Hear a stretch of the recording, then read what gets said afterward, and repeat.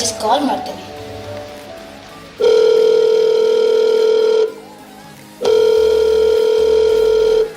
Hello Suresh bro, ಇವತ್ತು photo shoot ಇದೆ ಅಂತ ಹೇಳ್ತಿದ್ರಲ್ಲ, ಯಾವ ಡ್ರೆಸ್ ಆದಿತ್ತು? Indian or western? Oh okay okay, ನೀವು ಹೇಳಿದ ಹಾಗೆ. ಬಟ್ ಒನ್ ಕಂಡೀಷನ್, ಇನ್ಸ್ಟಾ ಪೇಜಲ್ಲಿ ಲೈಕ್ಸ್ ಆ್ಯಂಡ್ ಫಾಲೋವರ್ಸ್ ಹೆಚ್ಚು ಆಗಲೇಬೇಕು.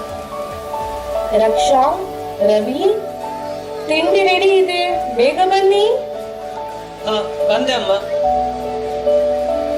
ರಕ್ಷಾ, ಬಾ ಮಗಳೇ, ತಿಂಡಿಗೆ ಬಾ.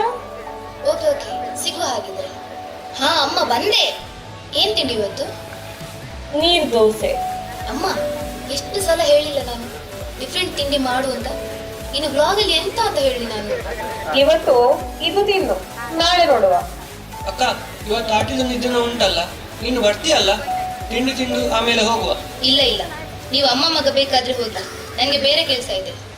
ಮೊದಲು ಮೊಬೈಲ್ ಬದಿಗೆ ಇಟ್ಟು ತಿಂಡಿ ತಿನ್ನು. ಕೆಸರು ಗದ್ದೆ ಆಟ, ಹೊಟ್ಟೆ ತುಂಬ ಊಟ, ಕಾಂಪಿಟೇಷನ್ ಎಲ್ಲ ಇದೆ. ತುಂಬಾ ಜನ ಸೇರ್ತಾರೆ, ಬಾ ಹೋಗುವ. ನಾನು ಒನ್ ಡೇ ಆಫ್ಲೈನ್ ಹೋದ್ರೆ ನನ್ನ 10K ಫಾಲೋವರ್ಸ್ಗೆ ಆನ್ಸರ್ ಮಾಡಬೇಕಾಗುತ್ತೆ. ಸುಮ್ಮನೆ ನಿಮ್ಮ ಓಲ್ಡ್ ಕಲ್ಚರ್ಗೆ ನನಗೆ ಟೈಮ್ ಇಲ್ಲ. ನಿಮಗೆ ಹೇಗೂ ಕೆಲಸ ಇಲ್ಲ, ನೀವು ಬೇಕಾದ್ರೆ ಹೋಗಿ. ಅಲ್ಲ, ಒಬ್ಬ ಸೆಲೆಬ್ರಿಟಿ ಆಗಿ ನಾನು ಈ ನಿಮ್ಮ ಮನೆಗೆ ದೋಸೆ ನೀವೇ ತಿನ್ನಿ. ಓ ಗಾಡ್, ನನಗೆ ಫೋಟೋ ಶೂಟಿಗೆ ಲೇಟ್ ಆಗ್ತಾ ಉಂಟು, ನಾ ಹೊರಟೆ. ಅಕ್ಕ ಅಕ್ಕ, ಬೇಡ ಮಗ, ಅವಳನ್ನು ತಿದ್ದು ಪ್ರಯೋಜನವಿಲ್ಲ. ಒಂದಲ್ಲ ಒಂದು ದಿನ ಅವಳಿಗೆ ಅವಳು ಮಾಡಿದ್ದು ತಪ್ಪು ಗೊತ್ತಾಗ್ತದೆ, ಬಿಡು.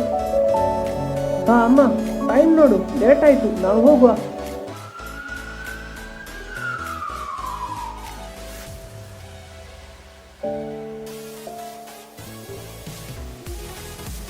ಮಗ ರಕ್ಷಾ, ನಿನ್ನೆ ಏನೋ ಹೇಳ್ತಾ ಇದ್ದೆಲ್ಲ, 5-10 ಸಾವಿರ ಫಾಲೋವರ್ಸ್ ಇದ್ದಾರೆ ಅಂತ.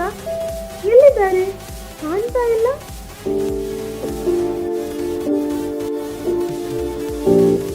ನೋಡು ಮಗಳೇ, ನಾನು ನಿನ್ನ ತಮ್ಮನು ನಿಂಗೆ ಅದೆಷ್ಟೋ ಸಲ ಹೇಳಿದ್ದೇವೆ ನಮ್ಮ ಜೊತೆ ಬಾ ಅಂತ.